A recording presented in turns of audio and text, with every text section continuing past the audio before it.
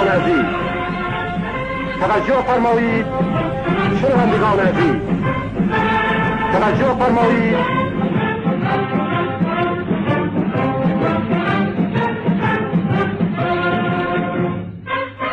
شنوندگان عزیز توجه فرمایید.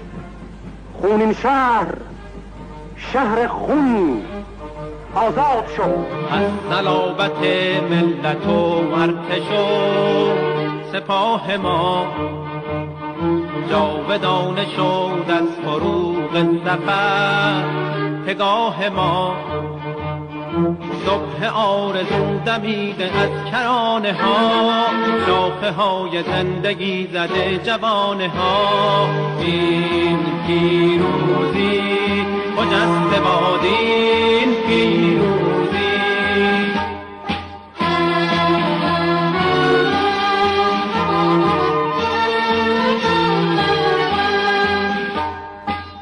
خجسته باد، این مبارک بهار به باغ باد. خجسته باد، خجسته باد این گل افشان دیار به بلبلان. خجسته باد همیشه بادا وطن برقرار. این پیروزی خجسته باد، این پیروزی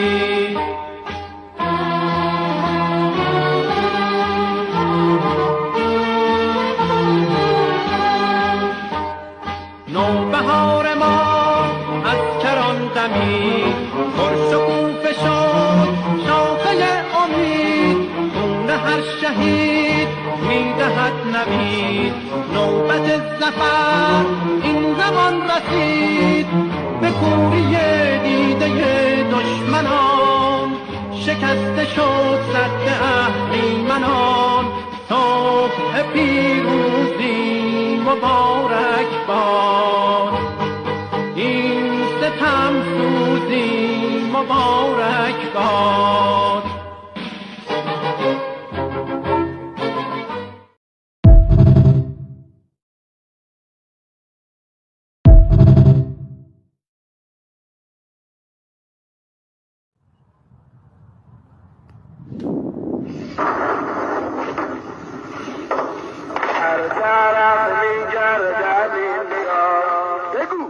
هر طرف حسین، من حسین گم کردم اینجا. حسین، من حسین گم کردم اینجا. حسین، خاک مقتل راز اشعر دیده شویم. خاک مقتل راز اشعر دیده شویم. شاید اینجا لاله خود را بجویم. شاید اینجا لاله خود را بجویم. عشق مدهوش پریشانی تو، عشق مدهوش پریشانی.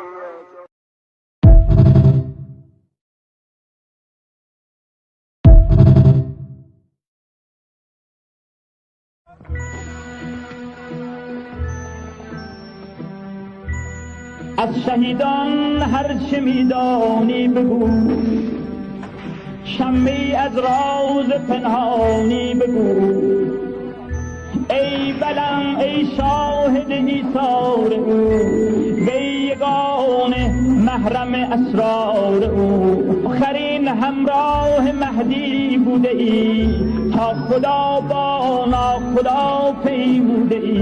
ای با شهیدان هم سفر، وی ز عشق باکری ها شعله بر.